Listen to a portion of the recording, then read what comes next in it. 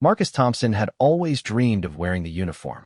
Growing up in a small town in Nebraska, he watched military parades on television with stars in his eyes. His grandfather had served in World War II, and his father in Vietnam. The family tradition called to him like a beacon in the night. At 18, with his high school diploma fresh in his hand, Marcus enlisted in the United States Army. The bus ride to Fort Benning felt like a journey into a new world.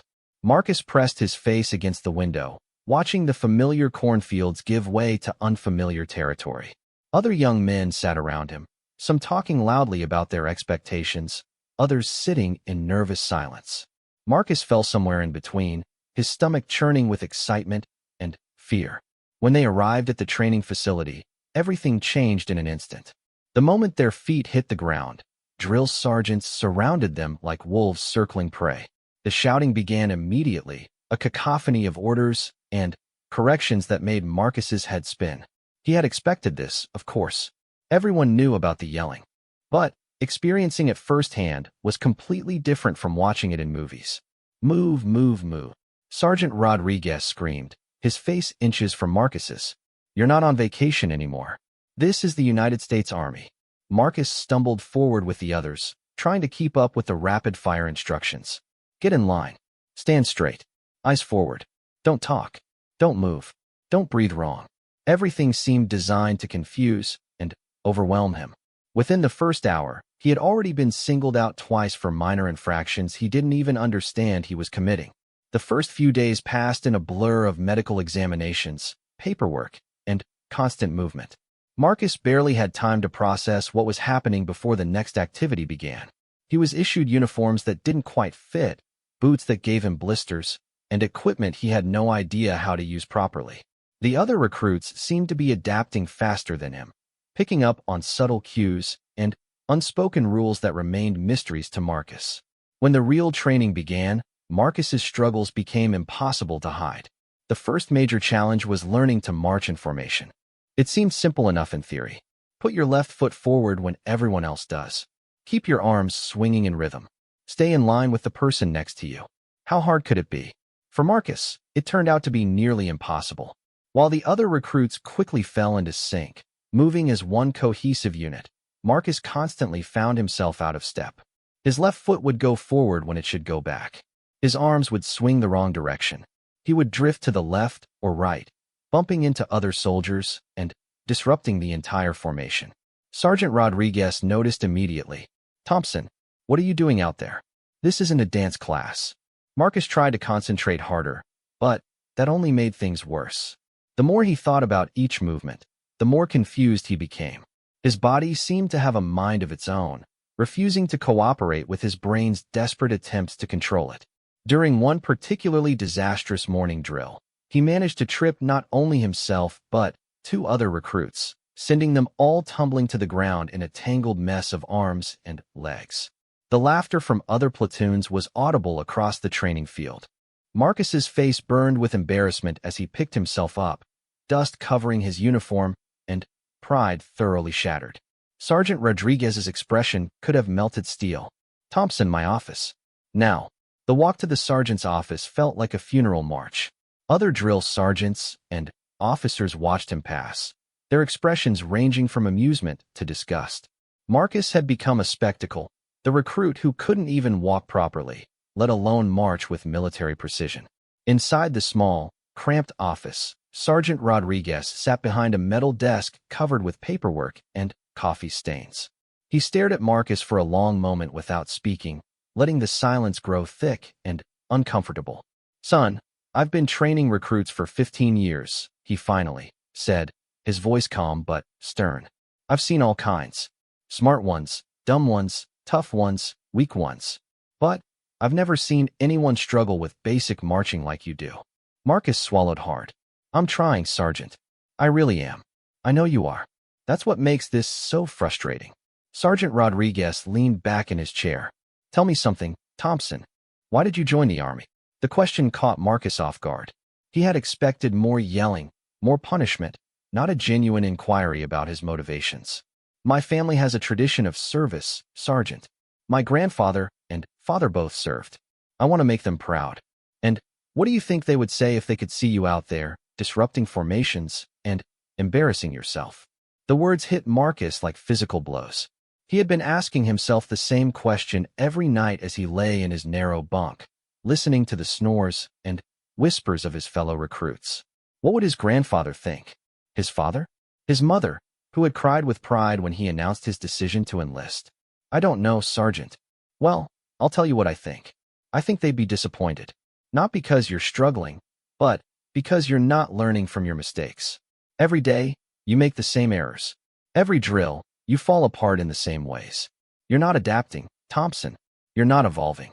Marcus felt tears threatening behind his eyes, but he blinked them back. Crying in front of a drill sergeant would only make things worse. What can I do, Sergeant? That's the million-dollar question, isn't it? Sergeant Rodriguez stood up and walked to the window, looking out at the training field where other platoons were practicing their movements. I've got orders from above to either shape you up or ship you out. The higher-ups are losing patience with you, Thompson. They think you're a lost cause. The words hit Marcus like a physical punch. A lost cause. The phrase echoed in his mind, bouncing around like a pinball. He had come here to serve his country, to follow in his family's footsteps, to become something greater than himself. Instead, he was becoming the unit's biggest failure. I can do better, Sergeant. I know I can. Sergeant Rodriguez turned back to face him. Can you? Because from where I'm standing, it looks like you're getting worse, not better. Today's performance was your worst yet. Marcus knew it was true. As the days passed and his failures mounted, his confidence had crumbled. Each mistake led to more anxiety, which led to more mistakes, creating a vicious cycle that seemed impossible to break. The other recruits had started to avoid him, not wanting to be associated with the platoon's weakest link. I'm going to give you one more chance, Thompson. One more opportunity to prove you belong here. Tomorrow morning, we have a major drill in front of the company commander. If you can't perform then, you're out. Do you understand me? Yes, Sergeant. Good. Now get out of my sight and figure out how to march like a soldier instead of a broken robot. Marcus saluted shakily and left the office, his mind racing. One more chance. Tomorrow morning would determine his entire future. He could feel the weight of generations of military service bearing down on his shoulders, the expectations of his family, his own dreams of becoming something meaningful.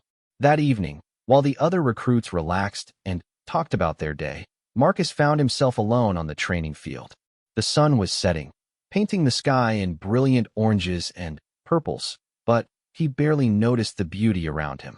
He was focused entirely on the simple act of putting one foot in front of the other. Left, right. He practiced the basic marching rhythm over and over, trying to drill it into his muscle memory. But, even alone, without the pressure of keeping up with others, his movements felt awkward and unnatural. His arms swung too wide or not wide enough. His steps were either too big or too small. Everything about military bearing seemed to elude him. Hours passed. His feet ached in his boots, and sweat poured down his face despite the cooling evening air.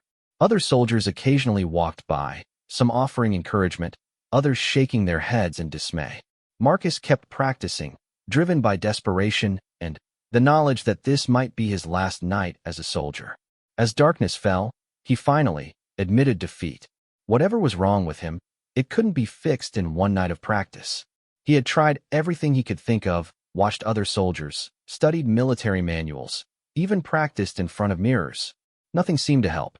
He was, as Sergeant Rodriguez had suggested, a lost cause. Walking back to the barracks, Marcus felt the full weight of impending failure settling on his shoulders. Tomorrow would bring humiliation in front of the company commander, followed by discharge papers and the long, shameful journey home. He would have to face his parents, his friends, his community, and explain how he had failed at the most basic requirements of military service. The barracks were quiet when he entered. Most of the other recruits were already asleep, preparing for tomorrow's challenges. Marcus lay down on his bunk fully clothed, staring at the ceiling in the darkness. Sleep seemed impossible.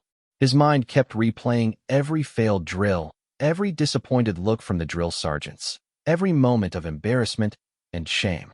Somewhere in the distance, he could hear the sound of other platoons practicing night drills. Their footsteps echoed in perfect unison across the training grounds, a rhythmic reminder of what he could never achieve. The sound was both beautiful and heartbreaking, like listening to music you could never hope to play yourself. Marcus closed his eyes and tried to imagine what tomorrow would bring. The company commander would be watching, along with other officers and drill sergeants. His platoon would march out onto the field, and he would once again fail to keep pace. The humiliation would be complete and public, witnessed by dozens of superior officers who would confirm what everyone already knew. Marcus Thompson was not soldier material. The night stretched endlessly before him, filled with anxiety and self-doubt. In just a few hours, he would face the most important test of his young life, and he already knew he was going to fail. The family tradition would end with him, the weak link who couldn't even master the simple art of walking in formation. As the hours crawled by, Marcus found himself thinking about his grandfather, who had stormed the beaches of Normandy and fought his way across Europe. Had he ever felt this kind of fear? This crushing sense of inadequacy? Somehow Marcus doubted it. His grandfather had been a real soldier, born for military service, naturally gifted with the qualities that Marcus so obviously lacked. Dawn was still hours away, but Marcus could already feel tomorrow's failure approaching like a storm on the horizon. Soon, his military career would be over before it had truly begun, and he would be left to pick up the pieces of his shattered dreams. Dawn broke gray and cold over Fort Benning. Marcus had barely slept, tossing and turning on his narrow bunk as anxiety gnawed at his stomach like a living thing. The wake-up call came at 5:30, the harsh sound of the bugle cutting through the morning stillness like a knife. Around him, other recruits stirred and began their morning routines, but Marcus felt frozen in place, dreading what lay ahead. "Move it, Thompson." Sergeant Rodriguez's voice boomed across the barracks. "Today's the big day. Time to show us what you're really made of." The words carried both challenge and mockery, and Marcus could hear snickers from some of the other recruits. His reputation had spread throughout the company. Everyone knew about the recruit who couldn't march, the walking disaster who turned every formation into chaos. Some felt sorry for him, but others saw him as dead weight, someone who was dragging down the entire unit. Marcus forced himself out of bed and began the familiar ritual of preparing for inspection. Shower, shave, dress in the precise military manner that had been drilled into them over weeks of training. Every button had to be perfectly aligned, every crease razor-sharp, every piece of equipment in its exact designated position. At least this part he could manage. It was only when he had to move that everything went wrong. The mess hall was buzzing with nervous energy when Marcus arrived for breakfast.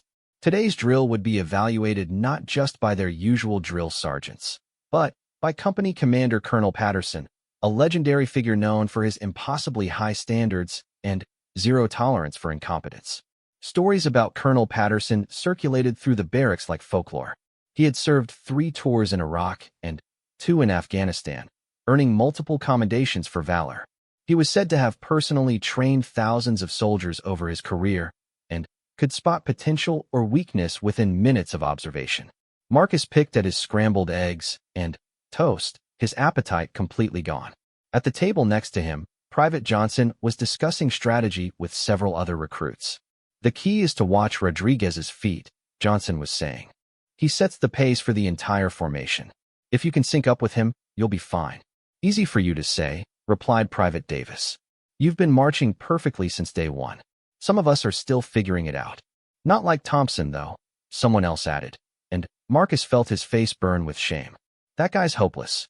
Marcus wanted to defend himself, to explain that he was trying as hard as anyone else, but the words wouldn't come. What was there to say? Every criticism was accurate. Every joke at his expense was deserved. He was hopeless, at least when it came to this most basic of military skills. After breakfast, the platoon assembled on the main training field for final preparations. The morning air was crisp and clear, with visibility extending for miles across the Georgia landscape. In the distance, Marcus could see other companies conducting their own training exercises, their movements precise and coordinated. Everything in the military world seemed to flow with purpose and order, except for him. Sergeant Rodriguez walked up and down the ranks, making final adjustments to uniforms and equipment. When he reached Marcus, he paused for a long moment, studying him with an unreadable expression. "Thompson, I want you to know that whatever happens today, you gave it your best shot. Sometimes that's all anyone can ask for." The words were meant to be encouraging, but they sounded more like a eulogy to Marcus. Sergeant Rodriguez was essentially saying goodbye, preparing him for the inevitable failure that was about to unfold in front of the most important officer on the base. "I understand, Sergeant. Do you? Because I'm not sure you do." Sergeant Rodriguez stepped closer, lowering his voice so only Marcus could hear. "You've spent so much time worrying about what you can't do that you've forgotten to focus on what you can do. Sometimes the hardest battles are the ones we fight against ourselves." Before Marcus could ask what he meant, Sergeant Rodriguez had moved on to the next recruit. The cryptic advice echoed in his mind, but he couldn't make sense of it. What could he do? He had tried everything, practiced endlessly, studied every manual and instruction. Nothing had helped. At precisely 9 o'clock, Colonel Patterson arrived on the field. Even from a distance, his presence was commanding. He stood ramrod straight, his uniform immaculate, his bearing radiating the kind of authority that came from decades of leadership. Other officers and drill sergeants gathered around him, pointing toward different platoons and discussing the morning's evaluations. Marcus felt his stomach lurch as the colonel's gaze swept across their formation. This was it. In just a few minutes, he would demonstrate his complete inability to perform the most basic military function, and his career would be over. All the dreams, all the family pride, all the hopes for a meaningful future would collapse in spectacular fashion. "Platoon, attention," Sergeant Rodriguez commanded, and 40 young soldiers snapped to perfect position. Well, 39 of them did. Marcus managed to get his feet in the right position, but his arms were slightly askew, and his posture wasn't quite as rigid as it should be. Colonel Patterson began walking toward them, his eyes scanning each recruit with the intensity of a hawk studying prey. Marcus could feel sweat beading on his forehead despite the cool morning air. His heart was pounding so hard, he was certain everyone around him could hear it. "Good morning, soldiers." Colonel Patterson's voice carried across the field with crisp authority. "Good morning, sir." The platoon responded in unison, their voices creating a single, powerful sound that reverberated through the morning air. "Today you will demonstrate the fundamental skills that every soldier must master. Drill and ceremony are not just about looking good on parade. They teach discipline, coordination, and the ability to function as a single unit. In combat, these skills can mean the difference between life and death." Marcus listened to every word, understanding the importance of what the colonel was saying, but feeling more hopeless than ever. If marching was so crucial to military success, then his failure was even more significant than he had realized. He wasn't just embarrassing himself. He was proving that he could never be trusted in life or death situations. "Sergeant Rodriguez, your platoon may begin." The moment had arrived. Marcus felt like he was standing at the edge of a cliff, about to plunge into an abyss of humiliation and failure. Around him, the other recruits prepared for the demonstration, their faces set with determination and confidence. "Platoon, forward march." The command rang out clear and sharp. 39 soldiers stepped forward in perfect unison, their boots hitting the ground with a rhythmic precision that sounded like a single, massive heartbeat. Marcus tried to match their movement, but within 3 steps, he was already falling behind. His left foot went forward when everyone else's right foot was moving. He overcorrected, trying to catch up, but that only made him bump into Private Wilson beside him. Wilson stumbled slightly, though he managed to recover without breaking stride. Marcus, however, was now completely out of sync with the entire formation. "Steady, Thompson," Sergeant Rodriguez called out, but Marcus could hear the frustration in his voice. The sergeant was watching his military reputation crumble along with Marcus's performance. Marcus tried to focus, tried to find the rhythm that seemed so natural to everyone else, but the harder he concentrated, the worse it became. His movements grew more erratic, more disconnected from the smooth flow of the formation around him. He was like a broken gear in an otherwise perfect machine, causing everything around him to malfunction. Colonel Patterson was following alongside the formation, watching every step, every movement, every subtle detail of their performance. When his eyes landed on Marcus, they narrowed with concern and growing disapproval. Here was a recruit who was single-handedly destroying what should have been a flawless demonstration. Column left march, Sergeant Rodriguez commanded, and the formation began a precisely executed turn to the left. This was where Marcus's problems always became most pronounced. While everyone else pivoted smoothly as a single unit, he inevitably lost his bearings and ended up facing the wrong direction or stepping into someone else's path. True to form, Marcus mistimed the turn completely. While the formation flowed left like water around a bend, he continued straight for several steps before realizing his error. By the time he tried to correct course, he was completely separated from the group, standing alone and confused while 40 other soldiers moved away from him in perfect formation.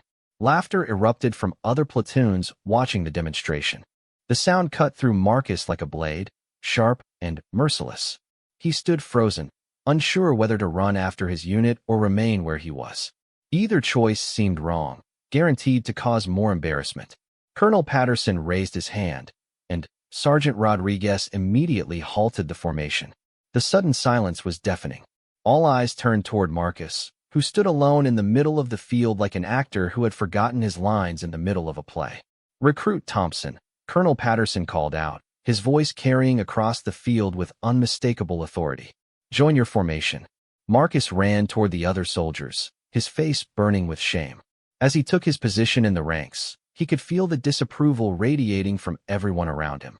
He had done exactly what he always did, turned a simple drill into a public spectacle of incompetence. "Resume the drill," Colonel Patterson ordered. What followed was 15 more minutes of agony. Every command brought new opportunities for failure, and Marcus seized each one with devastating consistency. When they marched forward, he drifted to the side. When they executed about faces, he spun the wrong direction. When they performed column movements, he lost track of where he was supposed to be and ended up disrupting the spacing for the entire formation. By the end of the demonstration, Marcus was sweating profusely, his uniform disheveled, his confidence completely shattered. The other recruits maintained their military bearing, but he could see the frustration and embarrassment in their eyes.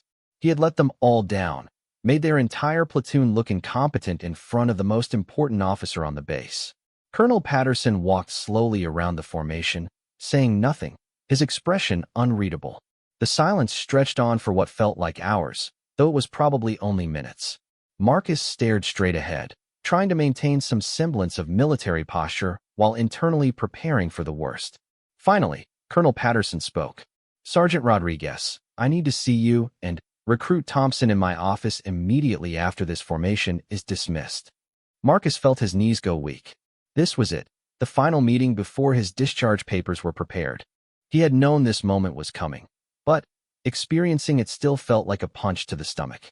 His military career was about to end in the most humiliating way possible. "Platoon dismissed," Sergeant Rodriguez called out, and the other recruits dispersed quickly, eager to distance themselves from the disaster they had just witnessed. Marcus remained at attention, unsure what else to do. His mind was racing through all the things he would have to explain to his family, all the disappointed looks he would have to endure, all the questions about why he couldn't manage something so simple that thousands of soldiers before him had mastered without difficulty. "Come on, Thompson," Sergeant Rodriguez said quietly. "Time to face the music." The walk to Colonel Patterson's office felt like the longest journey of Marcus's life. Other soldiers and staff members they passed seemed to know exactly what was happening. Word of his spectacular failure had already begun spreading through the base. By evening, everyone would know about the recruit who couldn't march, the young man who had washed out of basic training because he couldn't put one foot in front of the other. Colonel Patterson's office was larger and more imposing than Sergeant Rodriguez's, filled with commendations, photographs, and military memorabilia that spoke of a distinguished career spanning decades.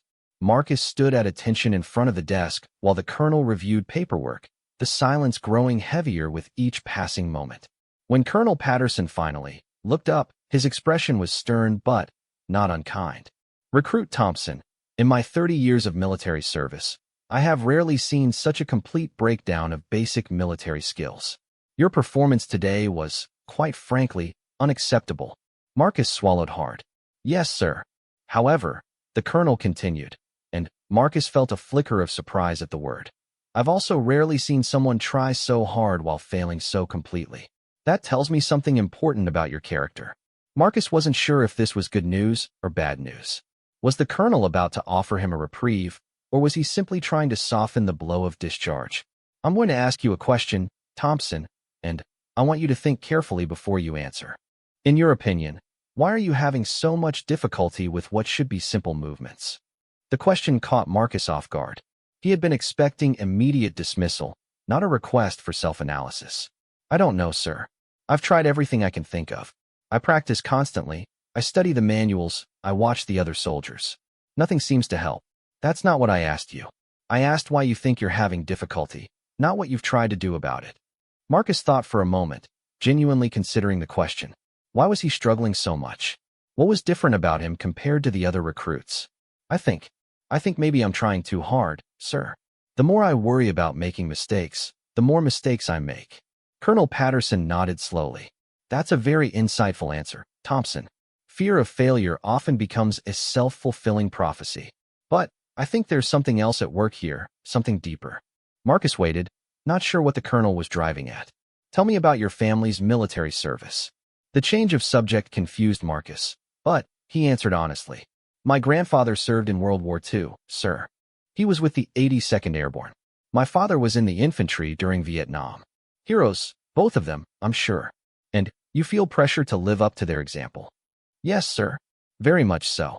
Colonel Patterson leaned back in his chair, studying Marcus with renewed interest. Sometimes, Thompson, the weight of expectations can be more paralyzing than any physical obstacle. You're not just trying to learn to march. You're trying to prove yourself worthy of a legacy that spans generations. That's a heavy burden for any young man to carry. Marcus felt something shift inside him as the colonel's words hit home. It was true. Every mistake felt like a betrayal of his family's honor. Every failed drill was proof that he wasn't cut from the same cloth as the heroes who had come before him. But here's what I think you don't understand yet, Colonel Patterson continued. Your grandfather and father didn't become great soldiers because they were perfect from the beginning. They became great soldiers because they learned to overcome their imperfections. Every hero starts as a human being with human flaws. The words resonated through Marcus like a bell, offering a perspective he had never considered. Maybe his struggles weren't evidence of unworthiness, but simply part of the journey that every soldier had to take. I'm going to make you an offer, Thompson. One final chance. But this time, we're going to do things differently. Colonel Patterson's offer hung in the air like a lifeline thrown to a drowning man. Marcus felt a surge of hope mixed with terror. Another chance meant another opportunity to fail, but it also meant his military career wasn't over yet. The colonel reached into his desk drawer and pulled out a manila folder, studying its contents for several moments before speaking again. Thompson, what I'm about to tell you doesn't leave this room. Is that understood? Yes, sir. I've been in contact with my superiors about your situation. Your case has drawn attention from some very high levels of command. They're interested in understanding why an otherwise capable recruit continues to struggle with basic formations. Some think you're simply not cut out for military service. Others believe there might be something else going on. Marcus felt his stomach clench. The idea that his failures were being discussed at high levels of command was both flattering and terrifying. What kind of something else, sir? There's a theory that some individuals have a neurological condition that affects their ability to process spatial and rhythmic information. It's not a reflection of intelligence or character, simply a different way the brain is wired. The military has been researching this for years, trying to understand why some recruits struggle despite their best efforts. The explanation hit Marcus like a revelation. He had always assumed his difficulties were character flaws, evidence of weakness or lack of dedication. The possibility that there might be a physiological explanation had never occurred to him. Are you saying I have this condition, sir? I'm saying it's possible. But, more importantly, I'm saying that if you do, it doesn't mean you can't be a soldier. It just means you need to find a different approach to the same challenges everyone else faces. Colonel Patterson stood up and walked to his window, looking out at the training fields where other platoons were conducting their exercises. The Army is evolving, Thompson. We're learning that diversity of thought and approach can be just as valuable as conformity. The question is whether you're willing to work with us to find new solutions. What would that involve, sir? Specialized training, individual coaching, a completely different approach to learning military skills. It won't be easy, and there are no guarantees of success. But if you're willing to try, so are we. Marcus felt tears welling up in his eyes. After weeks of feeling like a failure, like someone who didn't belong in the military, he was being offered not just another chance, but a recognition that his struggles might not be his fault. I'm willing, sir. I'll do whatever it takes. Good. Report to the Special Training Unit tomorrow at 0600. Captain Morrison will be your new instructor. She has experience working with recruits who have non-standard learning patterns. As Marcus left Colonel Patterson's office, he felt like he was walking on air. The weight of impending discharge had been lifted from his shoulders, replaced by nervous excitement about this new opportunity. He couldn't wait to tell his family that his military career wasn't over, that there was still hope for him to fulfill the family tradition of service. The next morning, Marcus reported to a building he had never visited before, located on the far side of the base. The Special Training Unit was smaller and quieter than the main training areas, with only a few other recruits visible in the distance. Captain Morrison met him at the entrance, a woman in her 40s with intelligent eyes and a calm demeanor that was very different from the intense energy of most drill instructors. Recruit Thompson, I presume. I've read your file, and I have to say, your persistence in the face of constant failure is quite remarkable. Marcus wasn't sure if that was a compliment or an observation, so he simply responded, "Thank you, ma'am. Don't thank me yet. We have a lot of work ahead of us. First, I want to understand exactly what's happening when you try to march. I need you to walk through your usual routine, but I want you to narrate every thought and sensation you experience." For the next hour, Captain Morrison observed Marcus attempting basic marching movements while he described his internal experience. He talked about how the rhythm felt wrong, how his sense of left and right seemed to blur when he was moving, how the more he tried to concentrate, the more confused his body became. "Fascinating," Captain Morrison murmured, taking notes on a clipboard. "You're experiencing what we call proprioceptive interference. Your brain is getting conflicting signals about where your body is in space and how it's moving. No wonder you've been struggling. Can it be fixed, ma'am?" "Not fixed, Thompson. Adapted to. We're going to teach your brain new pathways to process movement information. It's going to require patience and a completely different approach from what you've been trying." The training that followed was unlike anything Marcus had experienced. Instead of trying to march with groups, Captain Morrison had him work on individual movements in isolation. They started with simple walking, focusing on the sensation of each foot touching the ground, the rhythm of his breathing, the position of his arms and shoulders. "Don't think about left and right," she instructed. "Think about forward and back, up and down. Let your body find its own natural rhythm without forcing it into predetermined patterns." Slowly, over the course of several days, Marcus began to feel a difference. When he stopped trying to consciously control every movement and instead focused on the overall flow of motion, his body began to respond more naturally.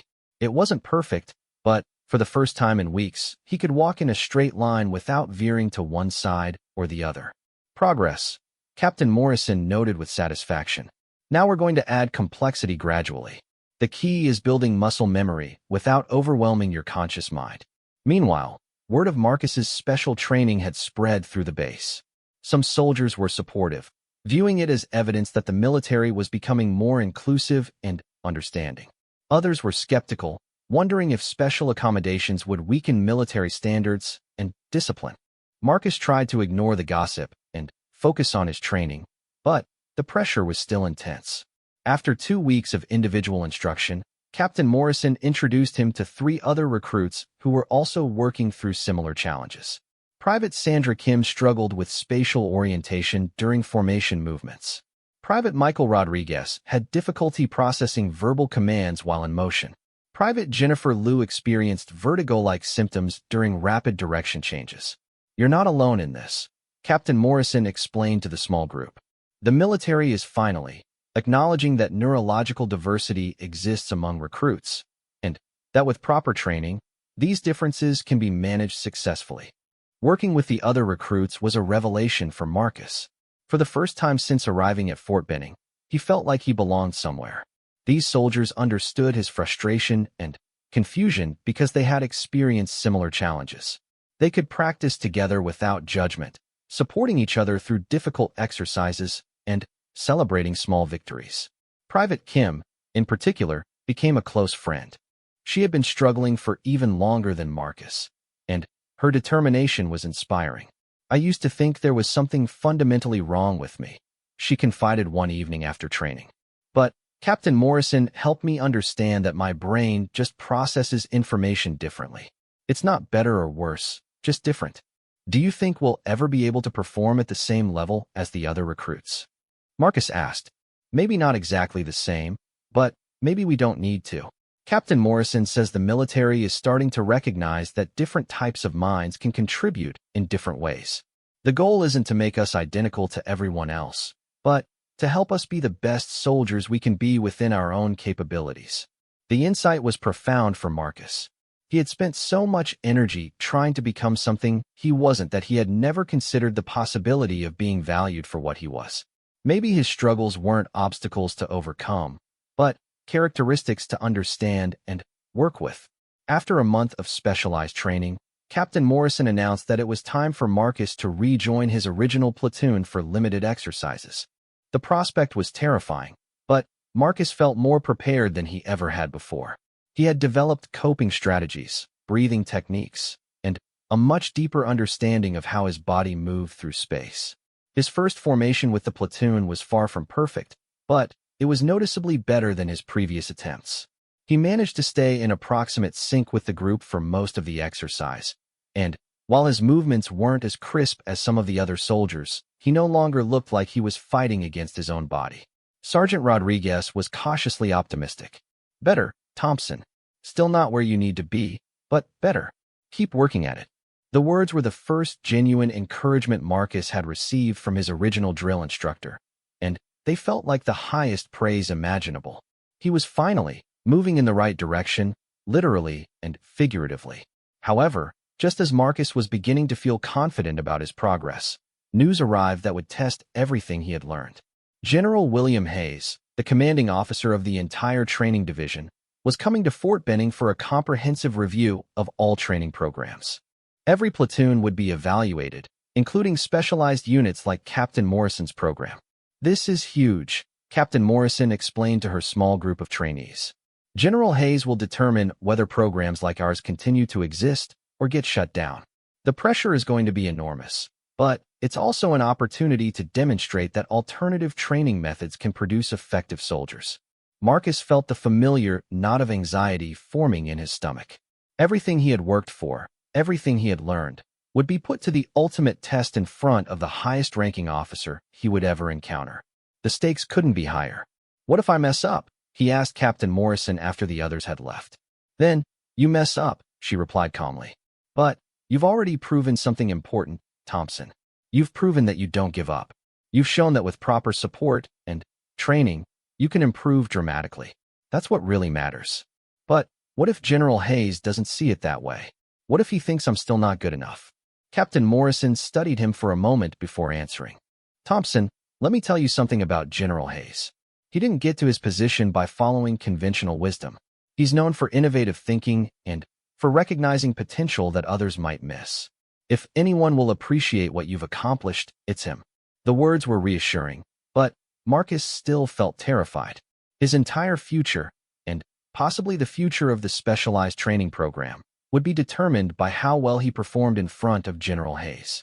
The weight of responsibility felt crushing, but he was determined not to let Captain Morrison down, or the other recruits who were counting on the program's success. As the day of General Hayes' visit approached, Marcus intensified his training. He practiced formations until his feet were covered in blisters, worked on breathing exercises until they became second nature, and visualized successful performances until the movements felt familiar in his mind, even when his body wasn't cooperating. The night before the evaluation, Marcus lay in his bunk staring at the ceiling, his mind racing through everything that could go wrong. But for the first time since arriving at Fort Benning, he also felt something he hadn't experienced before: genuine hope. He had come so far from the confused, struggling recruit, who couldn't take 3 steps without falling out of formation. Whatever happened tomorrow, he knew he had given everything he had to give. The morning of General Hayes' visit dawned clear and cold, with a crispness in the air that seemed to sharpen everything into perfect focus. Marcus dressed with extra care, checking and rechecking every detail of his uniform. Captain Morrison had assured him that the general would be evaluating progress rather than perfection, but Marcus still felt the pressure of performing at his absolute best. As he walked to the assembly area, Marcus could see other soldiers preparing for their demonstrations. The entire base seemed to vibrate with nervous energy. Everyone understood that this evaluation could affect the future of training at Fort Benning, and possibly throughout the entire army. But what Marcus didn't know, what nobody except a few high-ranking officers knew, was that General Hayes had a personal interest in the specialized training program that went far beyond professional duty. The general had a son who had struggled with similar challenges, and he understood firsthand the frustration and pain that young soldiers like Marcus experienced when traditional training methods failed them. This wasn't just another routine evaluation. This was a moment that would reshape how the military approached neurological diversity among its recruits. And Marcus Thompson, the young man who couldn't march, was about to become the focal point of a transformation that would affect thousands of future soldiers. General William Hayes arrived at Fort Benning precisely at 0800 hours, stepping out of a black military sedan with the bearing of a man who had spent 4 decades perfecting the art of leadership. Even from a distance, his presence commanded attention. Every soldier on the base seemed to stand a little straighter, move with a little more precision, speak with a little more crispness when they knew the general was nearby. Marcus watched from the assembly area as the general's entourage moved across the training fields. There were colonels and majors, staff officers, and aides, all trailing behind the general like planets orbiting the sun. The sight was both inspiring and intimidating, a reminder of just how high the stakes had become for this demonstration. Captain Morrison gathered her small group of specialized trainees for final instructions. Besides Marcus, there were 4 other recruits who would be demonstrating the alternative training methods. Each had their own unique challenges, their own stories of struggle and gradual improvement under Captain Morrison's guidance. "Remember," she told them, her voice calm but serious, "you're not just representing yourselves today.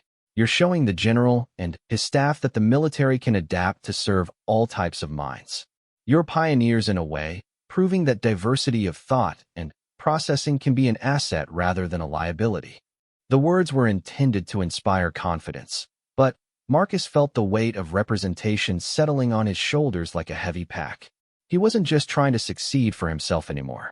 The future of the program, and possibly the military careers of countless other soldiers with similar challenges, depended on how well he and his fellow trainees performed. "What if we're not ready?"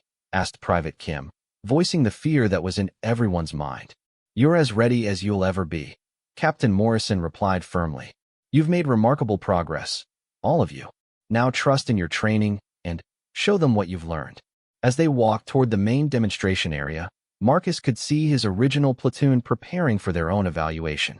Sergeant Rodriguez spotted him and nodded acknowledgement, the first time in weeks that his former drill instructor had shown him any recognition. The gesture was small, but it felt significant to Marcus, a sign that he was finally earning respect as a soldier rather than pity as a failure.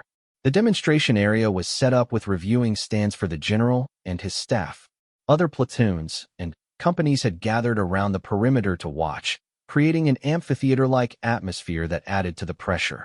Marcus had never performed in front of so many people, and the sight of hundreds of faces staring expectantly at the field made his stomach churn with anxiety. General Hayes took his seat in the center of the reviewing stand, flanked by his senior staff. Even seated, his presence dominated the area. He was younger than Marcus had expected, perhaps in his early 50s, with sharp eyes that seemed to miss nothing. When those eyes swept across the assembled soldiers, Marcus felt like he was being examined by some kind of human scanning device that could instantly identify strengths and weaknesses. The evaluation began with traditional platoons demonstrating standard drill and ceremony procedures. Marcus watched as unit after unit performed with mechanical precision, their movements flowing like choreographed dance. The soldiers moved as single organisms, each individual perfectly synchronized with the whole. It was beautiful and inspiring, but it also reminded Marcus of everything he had never been able to achieve. Impressive, General Hayes commented to one of his colonels, his voice carrying clearly across the field. These soldiers represent the finest tradition of military discipline and coordination. Marcus felt his confidence wavering as he watched the flawless performances. How could his small group of struggling trainees possibly measure up to such perfection? What they were about to demonstrate wasn't crisp uniformity, but rather individual adaptation and modified techniques. In comparison to what the general had just witnessed, their efforts might look clumsy and unprofessional. Captain Morrison seemed to sense his doubts. Different doesn't mean inferior, Thompson. What you're about to show them is just as valuable as what they've already seen. Maybe more so. When their turn finally came, Marcus and the other specialized trainees took their positions on the field. The crowd seemed larger and more intimidating than ever. Marcus could hear whispers from some of the watching soldiers, speculation about what these special recruits were going to demonstrate. Not all of the comments were encouraging. "Ladies and gentlemen," Captain Morrison announced, her voice projecting clearly across the field, "what you're about to see represents a new approach to military training. These soldiers have neurological differences that affect how they process movement and spatial information. Rather than discharging them for failing to meet traditional standards, we have developed alternative training methods that work with their natural abilities rather than against them." General Hayes leaned forward in his seat, his attention focused intently on the field. This was clearly something he hadn't expected to see, and Marcus could see genuine interest in the general's expression. "These soldiers will demonstrate modified drill procedures that achieve the same military objectives through different means," Captain Morrison continued. "They will show you that uniformity of result can be achieved without uniformity of method." The demonstration began with basic marching movements. Instead of the rigid lockstep precision of traditional military formations, the specialized trainees moved in what Captain Morrison called adaptive formation. Each soldier maintained their position relative to the others while using slightly different techniques to achieve synchronization. Marcus focused on his breathing, on the feeling of his feet touching the ground, on the natural rhythm of movement that he had finally learned to trust. He wasn't perfectly in step with the others, but he was maintaining formation and moving in the right direction. For the first time in months, marching felt natural rather than forced. The general watched silently as the group executed various movements. Column shifts, about faces, formation changes, all performed with modified techniques that accommodated each soldier's individual processing differences. It wasn't the machine-like precision of traditional drill, but it was effective and it was coordinated. "Interesting," General Hayes murmured to his aide, but his expression remained unreadable. As the demonstration continued, Marcus began to feel more confident. His movements were becoming smoother, more natural. He was actually enjoying the experience of marching in formation, something he had never thought possible. The specialized training had given him tools to work with his brain rather than against it. But then, disaster struck. During a complex formation change that required the group to split into two columns and then reform, Private Rodriguez stumbled. The mistake threw off the entire sequence, and within seconds, the carefully coordinated movement had collapsed into confusion. Marcus found himself out of position, facing the wrong direction, completely lost within the formation. The familiar panic began to rise in his chest. This was exactly what had happened during every previous demonstration, one mistake leading to a cascade of failures that exposed his fundamental inability to function as a soldier. He could hear murmurs from the watching crowd, see the disappointment in Captain Morrison's eyes. But then, something unexpected happened. General Hayes stood up from his seat and walked onto the field.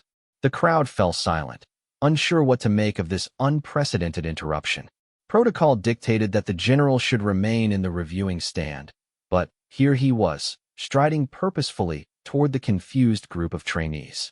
Marcus froze in place, terrified that he was about to be publicly humiliated by the highest-ranking officer he had ever encountered. This was it, the moment when all his efforts would be dismissed, when the specialized training program would be revealed as a failure, when he would finally be proven unfit for military service. General Hayes stopped directly in front of Marcus, looking him in the eyes with an intensity that was both frightening and strangely comforting. The general was close enough that Marcus could see the details of his uniform, the ribbons and medals that spoke of a distinguished career, the weathered face that had seen decades of military service. For a long moment, neither man spoke. The entire base seemed to hold its breath, waiting to see what would happen next. Marcus maintained eye contact despite his terror, drawing on every lesson about military bearing that had been drilled into him over the past months. Then, General Hayes did something that no one expected. He smiled. "Son," the general said, his voice carrying clearly across the silent field, "I want you to stop trying to march like everyone else." The words hit Marcus like a physical blow. Stop trying? But that was what he had been working toward for months, the goal that had driven every hour of training and practice. How could the general be telling him to give up? "I want you to march like you," General Hayes continued, his voice growing stronger and more commanding. "Show me the soldier you are, not the soldier you think you should be." The command was unlike anything Marcus had ever heard. It went against every lesson about uniformity and standardization that formed the foundation of military training. But it was a direct order from a general, and Marcus had been trained to obey orders without question. He took a deep breath and let go of everything he had been trying so hard to control. Instead of forcing his movements to match some external standard, he allowed his body to find its own natural rhythm. He stopped worrying about left and right, started and stopped thinking about perfect timing. He simply moved in the way that felt most natural to him. And something magical happened. For the first time since arriving at Fort Benning, Marcus's movements flowed smoothly and confidently. He wasn't marching in exactly the same way as the other soldiers, but he was moving with purpose and coordination. His steps had their own rhythm, his arms swung in their own pattern, but everything was connected and controlled. "Better," General Hayes said, and then raised his voice so the entire base could hear. "This soldier is demonstrating something that every military leader needs to understand. Excellence comes in many forms. Effectiveness can be achieved through many different methods. Our job is not to make every soldier identical, but to help every soldier become the best version of themselves." The general turned to address the crowd of watching soldiers and officers. "For too long, we have confused uniformity with unity. We have mistaken standardization for strength. This young man has taught me something important today. Sometimes the most valuable soldiers are the ones who force us to think differently about what it means to serve." Marcus felt tears threatening behind his eyes, but this time they were tears of relief and gratitude rather than shame and frustration. After months of feeling like a failure, like someone who didn't belong in the military, he was being held up as an example of a different kind of success. General Hayes placed a hand on Marcus's shoulder, a gesture that conveyed both approval and encouragement. "Thompson, isn't it?" "Yes, sir. I've been watching your progress, son. I've read the reports from Captain Morrison about your specialized training. What you've accomplished here isn't just personal success, it's institutional evolution. You've helped the military become a little bit better at serving all the different types of minds that want to serve their country." The general's words resonated through Marcus like a bell, reframing everything he had experienced over the past months. His struggles hadn't been evidence of failure, but catalysts for positive change. His inability to fit the traditional mold hadn't disqualified him from service, but had helped create new opportunities for soldiers like himself. "I understand your grandfather served in World War II," General Hayes continued. "Yes, sir. 82nd Airborne. I knew some men from the 82nd. Brave soldiers, all of them. But you know what made them brave? It wasn't their ability to march in perfect formation. It was their willingness to do whatever was necessary to complete the mission, even when that meant adapting to unexpected circumstances and finding new solutions to old problems." The comparison to his grandfather hit Marcus deeply. For months, he had felt like he was failing to live up to his family's military legacy. But General Hayes was suggesting that his adaptability and persistence were actually very much in line with that tradition. "Your grandfather would be proud of you, son, not because you learned to march perfectly, but because you learned to march as yourself. That takes a different kind of courage, but it's just as valuable." General Hayes turned back to Captain Morrison and raised his voice so everyone could hear. "Captain, I want this specialized training program expanded immediately. What you've accomplished here proves that the military can adapt to serve soldiers with neurological differences while maintaining the highest standards of effectiveness. This is the future of military training." The crowd of watching soldiers erupted in applause, and Marcus felt overwhelmed by the sudden shift from potential humiliation to genuine celebration.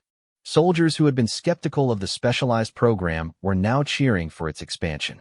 Officers who had questioned its value were nodding in approval. But the most meaningful moment came when Sergeant Rodriguez approached Marcus after the demonstration. The drill instructor who had been so frustrated with Marcus's early failures extended his hand in congratulation. "Thompson, I owe you an apology. I was trying to teach you to be a soldier I understood instead of helping you become the soldier you were meant to be. You've taught me something important about leadership." The handshake felt like absolution, like the final healing of months of struggle and self-doubt. Marcus had not only found his place in the military, but had helped create new places for soldiers like himself who would come after him. As the day wound down and the demonstration concluded, Marcus found himself surrounded by other soldiers asking about the specialized training program. Many shared stories of their own struggles with various aspects of military life, and several expressed interest in alternative training methods for challenges beyond just movement and coordination.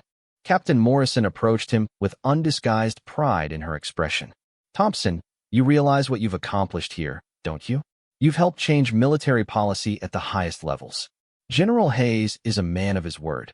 This program will be expanded throughout the Army, and eventually to other branches of the military." Marcus looked around at the base that had felt so foreign and intimidating when he first arrived months earlier. Now it felt like home, like a place where he belonged and could contribute meaningfully. His struggles hadn't ended. There would always be challenges and adaptations required, but they no longer felt insurmountable. That evening, Marcus called his parents to share the news of his success. His mother cried when he described General Hayes's words about his grandfather being proud of him. His father, usually a man of few words, spoke for nearly an hour about the importance of persistence and adaptability in both military and civilian life. "You know, son," his father said near the end of their conversation, "your grandfather used to tell me that the most important lesson he learned in the war wasn't about following orders perfectly.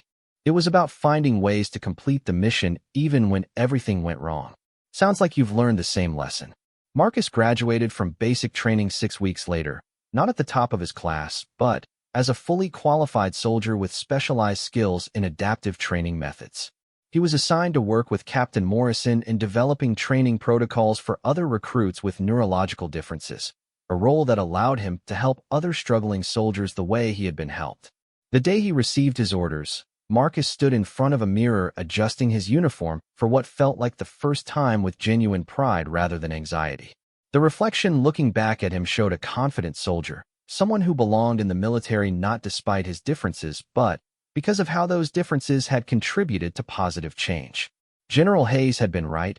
Excellence did come in many forms. Marcus had learned to march like himself, and, in doing so, had helped the entire military learn to march in a new direction. The family tradition continued, not through perfect conformity to past examples, but through the courage to forge new paths while honoring the same values of service, dedication, and love of country that had motivated soldiers for generations. The recruit who couldn't march had become the soldier who taught others that there were many ways to serve, many ways to succeed, and many different forms of military excellence. His struggles had become his strengths, and his failures had become the foundation for institutional change that would benefit countless future soldiers. As Marcus walked across the base that evening, he could see other specialized training groups working with their instructors, adapting military skills to accommodate different types of minds and bodies. Each group represented soldiers who might have been discharged under the old system, but were now being developed into effective military personnel through innovative training methods.